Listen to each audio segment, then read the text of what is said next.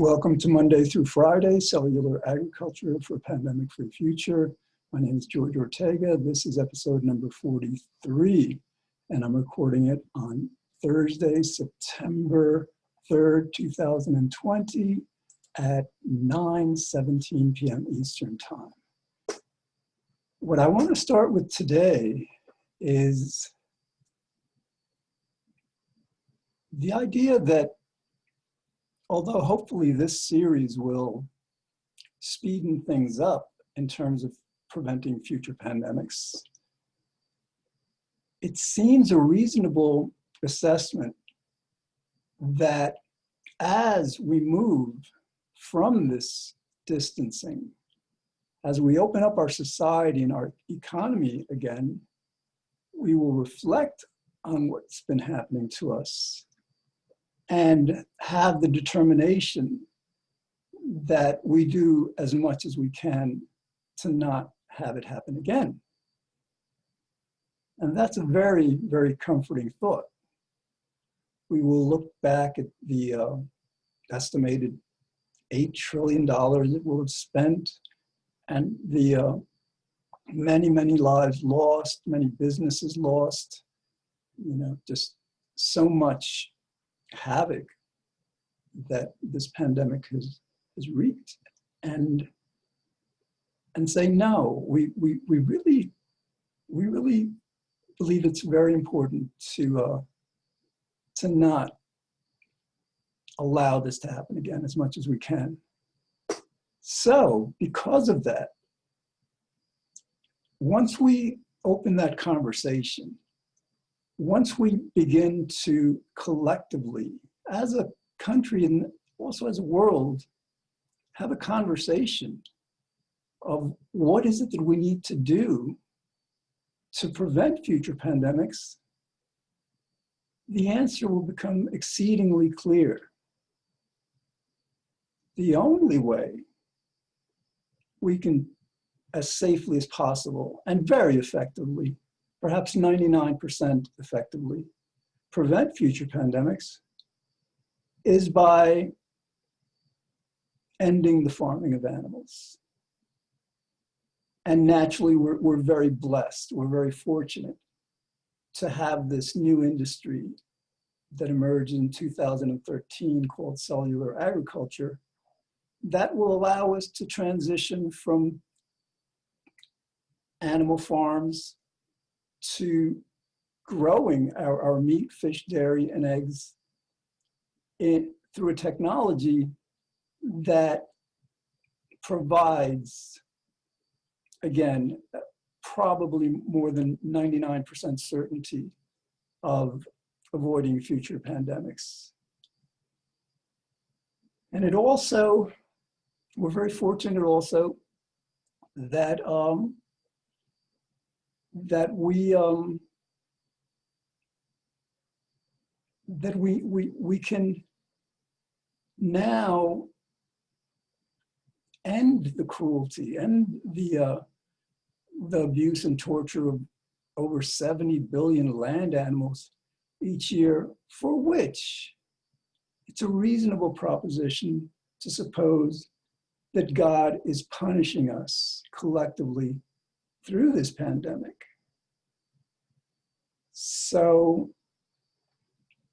But the point is that once we have that conversation, we will realize that there are actually only two ways of preventing future pandemics. The first, and I've done episodes on this, I've gone into the details of this, were we to develop a universal virus vaccine or a number of quote unquote universal, near universal vaccines, that would prevent pandemics.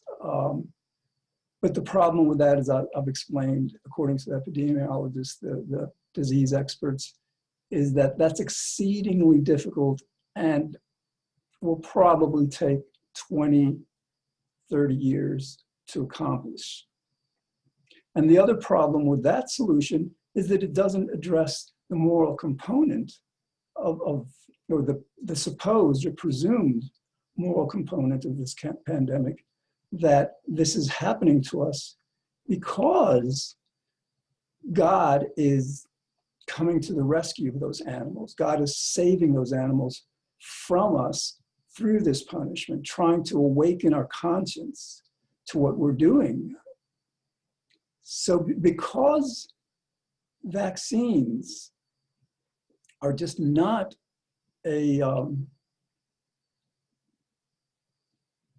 reasonable expectation for an answer to future pandemics, at least for 10, 20 years, cellular agriculture becomes the only answer we have. And we can, though, learn from the vaccines that have been developed and are being developed. A process that ordinarily takes 10, 15, 20 years, sometimes longer, to develop a vaccine is being fast-tracked so that we can hopefully have a vaccine within a year of the initiation of the research. And so the optimistic note about that is, if we can do that with vaccines, we can certainly do that with cellular agriculture. Let me return to the basic thesis of this series, that yes, cellular agriculture will keep us safe from pandemics, but at the rate of investment that we see now, it may take 10 or 15 years for these products to be marketed in supermarkets and restaurants. And as I've explained in various episodes, these pandemics are increasing in frequency. And so to wait those 10 or 15 years for a business as usual investment scenario to play out, and for the research challenges to be met, and for this industry to be scaled up to where these products are available throughout the world, I think it's a bit risky. And fortunately, what we've learned from this virus vaccine, that we can fast track and create a virus in a year, perhaps a year and a half, is we can do the same with this cellular agriculture. I believe, I'm not a biologist or a biochemist, but I believe we can probably meet these challenges in 2 or 3 years instead of 10 or 15. And naturally, the way we do that is by investing sufficient resources in this research, recruiting biochemists, biologists, food experts to devote their time and effort and resources to solving these problems. Now, again, it's the bottom line, I guess, with this vaccine effort initiative is that we basically put money into it. You know, basically that's what brings the experts, that's what allows the experts to do the work. So we simply do the same thing with fast tracking cellular agriculture. And I've been advocating for the investment starting in 2021, and actually the bulk of this investment being distributed in 2021, is that if we invest $50 billion in this research and development, that I think we can be reasonably sure to have these products in supermarkets all over the world within 2 or 3 years. And again, we've gone through, to some people, $50 billion may seem politically untenable, just too high a figure to consider. But as I've related in past episodes, according to the Congressional Budget Office, the United States alone, not including the other countries in the world, is estimated to spend about $8 trillion on this current pandemic.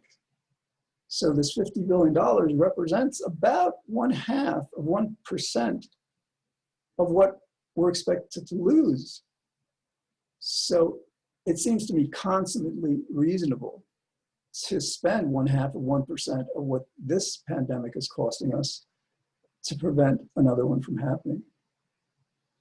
So, so again, I started this particular episode by suggesting that this line of reasoning, these conclusions that I've been expressing just now,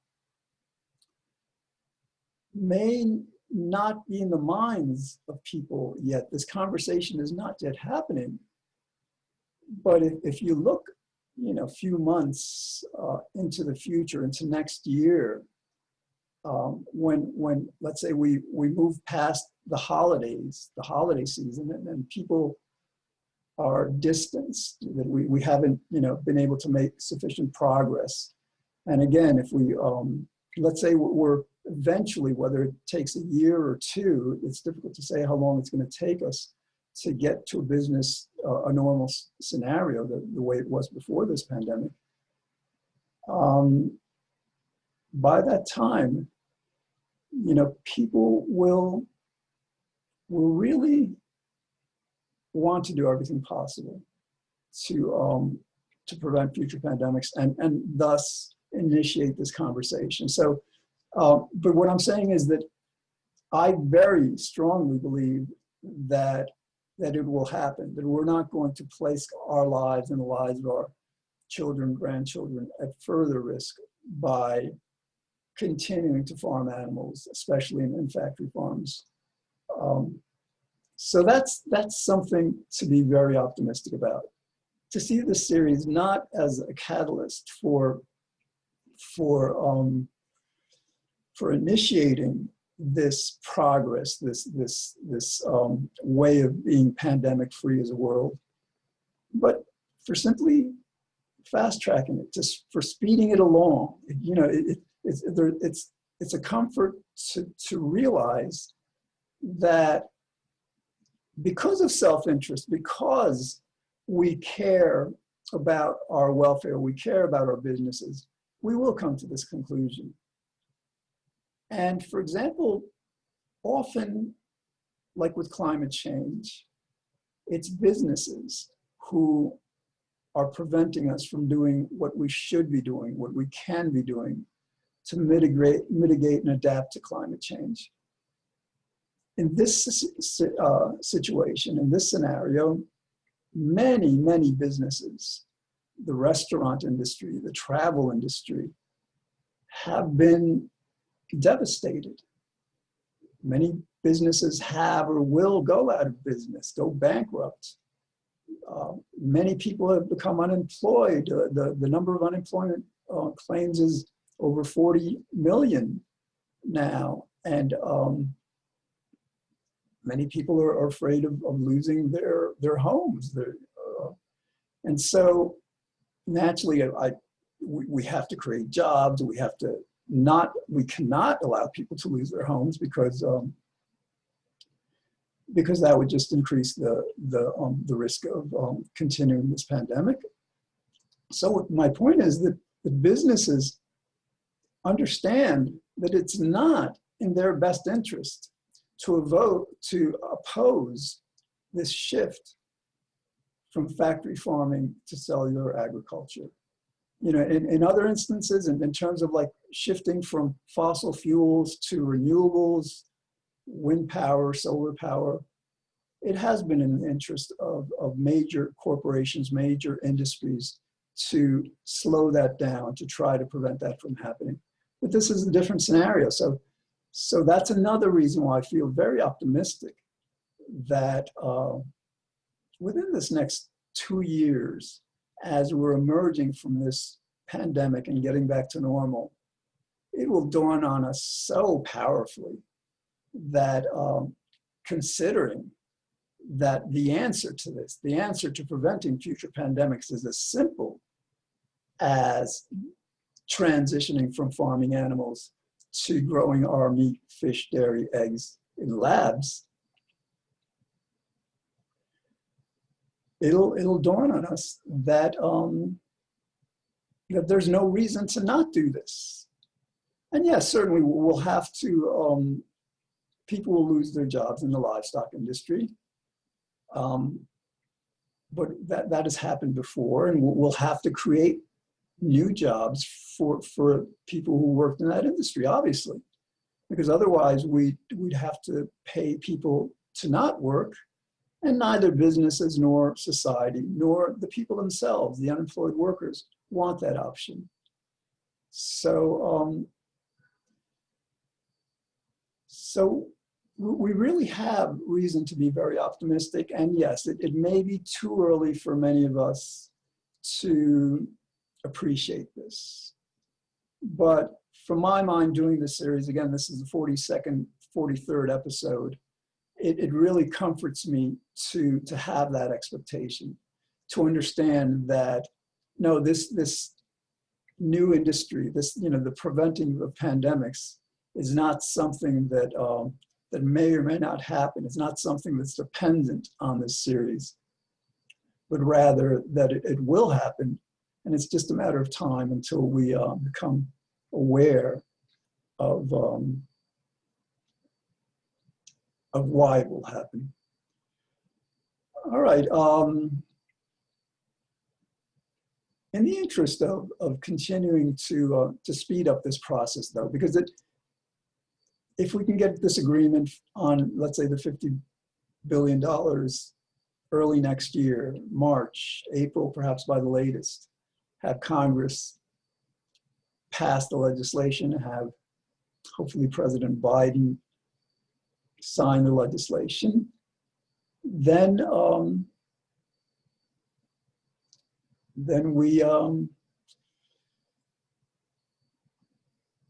we have our best chance. That it's like we wouldn't have to wait that long. But all right, what I want to do now is I want to help us move to this conversation more quickly. One of the reasons we don't talk about this is because this conversation about what, especially the moral component, what we're doing to these animals is very difficult for us. It forces us to acknowledge that we are complicit, that we are the ones who are paying people to house these 70 billion farm animals in terribly abusive conditions, and thereby creating the breeding grounds for these pandemics, that we are doing this. And so in a certain sense, we are responsible for having created this pandemic by our past actions. That's a difficult conversation. So in order to help that happen more quickly, let's remind ourselves, we should not blame ourselves for what's happening fundamentally. We should understand that it's happening because of us, and if we don't change our ways, we and our children and grandchildren will suffer the consequences. We need to maintain that understanding. But we can do that without blaming ourselves. And why do I say we shouldn't blame ourselves? Well, think about it. Here in the United States and throughout the world, we're born into this world.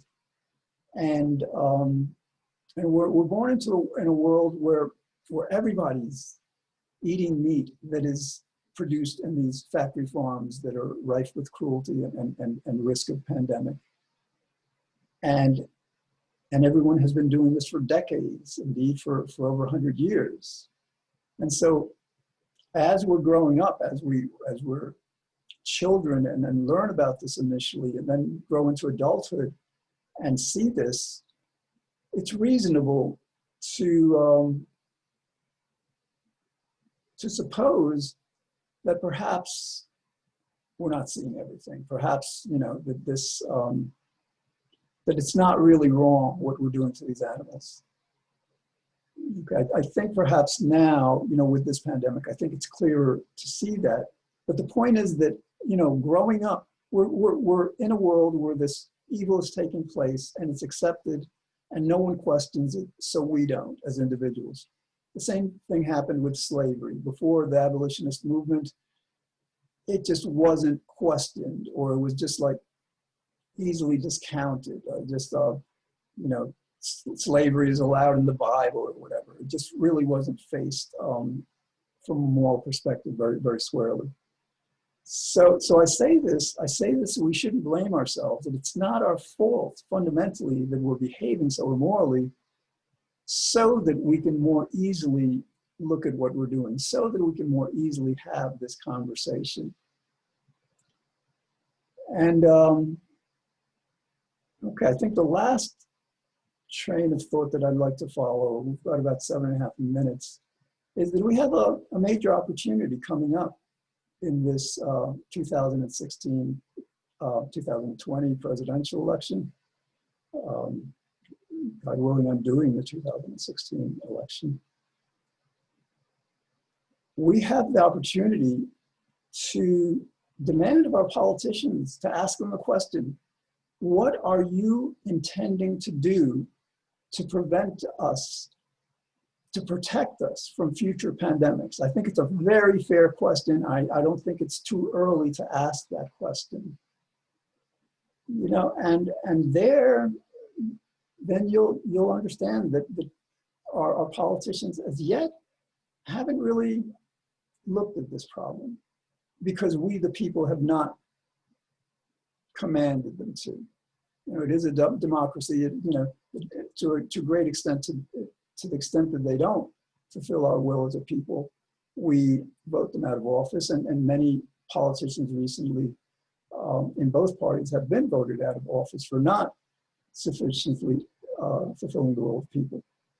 So again, to use this election cycle, these last 2 months of the election, to bring this issue of preventing future pandemics into the public spotlight, into our national elections, you know, ask all this, you know, the House candidates, the Senate candidates, the presidential candidates across the board, you know, what do you intend to do to protect us from future pandemics? And once we initiate that conversation, we actually may not have to wait a year or two until we're moving out of this distancing, and people, you know, at that point understand that the next step is to do everything we can to avoid future pandemics. You know, if we can inject this issue, this question, this matter into this current election cycle, yes, it's very reasonable that we can begin to spend this $50 billion in 2021 and have these products in supermarkets in 2 or 3 years. And again, I've spoken about the way this can bring us together as a world. This pandemic, this risk of pandemics is kind of, you can equate it to, for example, like our planet being invaded like by aliens, by Martians who threaten us. And then we countries, you know, China, Russia, the United States, the other countries, we put aside our differences, unite to battle this common foe. So that's going to be a major part of being safe from future pandemics. We have to ensure that not just we in the United States transition from farming animals to lab-grown meat, fish, dairy, cellular agriculture. We have to be equally sure that this is happening in every country of the world. And think of the level of cooperation that's required for that. And fortunately, we have the United Nations to, as the infrastructure, as the institution, to facilitate this major project, this major initiative. But think of how this will unite us as a world. I've made this point before. There are some countries, especially in Africa, who are too poor to create these new factories, to grow these new foods. And naturally, it will very much be in our best interest to ensure that they have the funds to do that. And this is across the board in every country. So an unintended benefit of this global cooperation should be that we make great inroads in finally eliminating extreme poverty, the kind of poverty that's not inevitable, that's caused by our economics. that's caused by lack of sufficient nutrition, lack of clean water, lack of sufficient medicines. So, yeah, let me end today's episode by maintaining that sense of optimism that this pandemic may seem like a curse, and it is extremely difficult for many of us, and we can't discount or ignore the harm that it's done. But seeing in its totality, considering the future of our planet, it may be a powerful blessing, in that it unites our world, helps us to finally end global poverty, the most extreme forms of it, and perhaps most importantly, shows us that we have the resolve and the will and the cooperation to finally tackle climate change. That's a major gift. That's a major gift for our world.